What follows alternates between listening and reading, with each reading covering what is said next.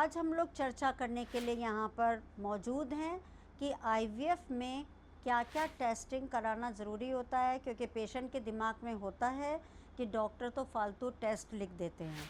तो हम लोग किस किस उसमें टेस्ट कैसे कैसे कराते हैं। अगर हम फीमेल की बात करें तो पहले उसका जनरल ब्लड पिक्चर कराया जाता है, जिसमें कि ब्लड कितना है, हीमोग्लोबिन कम तो नहीं है, ब्लड ग्रुप नेगेटिव तो नहीं है, कोई डायबिटीज़ हो, हाइपरटेंशन है तो उसका ये सोच के किडनी फंक्शन टेस्ट कराया जाता है। लीवर फंक्शन टेस्ट कराना बहुत ज़रूरी होता है, क्योंकि आपको हार्मोन्स दिए जाएंगे, एस्ट्रोजन लेवल हाई होगा जो आपके लीवर को डैमेज कर सकता है। तो एक तो जनरल टेस्ट होगा जिसमें यूरिन इन्फेक्शन सब कुछ देखा जाता है। उसके अलावा हार्मोनल टेस्ट होते हैं, क्योंकि आपके हार्मोन्स में थायराइड बहुत इम्पॉर्टेंट है, और वो थायराइड ऑटो इम्यून थायराइड तो नहीं है, इस बारे में चर्चा डॉक्टर ज़रूर करता है। क्योंकि अगर ऑटो इम्यून थायराइड है तो ऐसे में बच्चा ट्रांसफ़र करने के बाद आपके कुछ और मेडिसिन चलाना बहुत ज़रूरी हो जाता है, नहीं तो आईवीएफ फेल कर सकता है।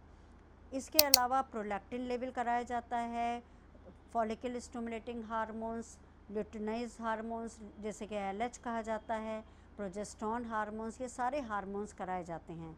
क्योंकि जब स्टिमुलेशन करा जाएगा, आपके अंडे बढ़ाए जाएंगे, उसमें सारे हार्मोन्स आपका रिज़ल्ट को इम्पैक्ट करते हैं। अब हम बात करेंगे कि आपका पैप स्मेयर के बारे में। हो सकता है जो लेडी मेरे पास आईवीएफ के लिए आई हो उसकी एज ज़्यादा हो, उसको कोई भी वेजाइनल सर्वाइकल इन्फेक्शन हो, तो इसके लिए डॉक्टर पर स्पेकुलम एग्जामिनेशन करता है और उसमें पाता है कि मान लीजिए कोई डिस्चार्ज आ रहा है तो पैप स्मेयर भी कराना बहुत ज़रूरी है, कहीं ऐसा तो नहीं कि आपको कोई कैंसर के चेंजेस आ गए हैं। अब हम बात करेंगे कुछ स्पेशल टेस्ट के बारे में, जिसमें होमोसिस्टिन लेवल हो गया, आपका लिपिड प्रोफाइल हो गया, क्योंकि लिपिड भी आपका नॉर्मल रहना बहुत ज़रूरी है। ये एक मेटाबॉलिक डिजीज़ करता है ड्यूरिंग प्रेगनेंसी, आपका बच्चा बढ़ेगा नहीं, आपको बीपी आ जाएगा, शुगर आ जाएगा, ये सारी भी चीज़ें लिपिड प्रोफाइल इंडिकेट करता है। एप्ला टेस्ट हम लोग उन पेशेंट्स में कराते हैं जो हमारे पास आ रहे हैं आईवीएफ के लिए, लेकिन उनके कभी 2, 3, 4 बच्चे ख़राब हो चुके हैं। वो कहते हैं साहब बच्चा आया था और उसकी धड़कन चली गई। तो ये जो एप्ला होता है, एंटीफॉस्फोलिपिड सिंड्रोम, ये बताता है कि इस पेशेंट में कहीं क्लॉटिंग तो नहीं बीच में हो रही है जो बच्चे को मार सकती है, क्योंकि ये बच्चा बहुत प्रीशियस है, बहुत महंगा है। आईवीएफ के द्वारा डॉक्टर बड़ी मेहनत से ये बच्चा ला रहा है। तो ये सारी प्रॉब्लम्स को हम लोग सॉल्ट आउट करके तभी आपका बेबी ट्रांसफ़र किया जाता है। अब आती है आपके पार्टनर की बात। जो मेल हैं उनमें हम लोग सीमेन एनालिसिस कराते हैं।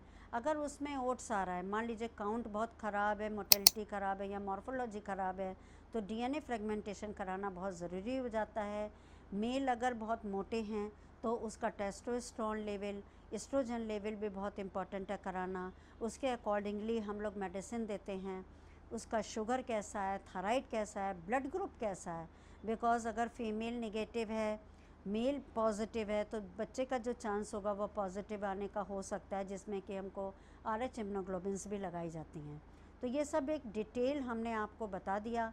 हो सकता है इसमें छोटी मोटी चीज़ें छूट गई हों, लेकिन बहुतायत तरीके से यही सारी जांचें हम लोग कराते हैं।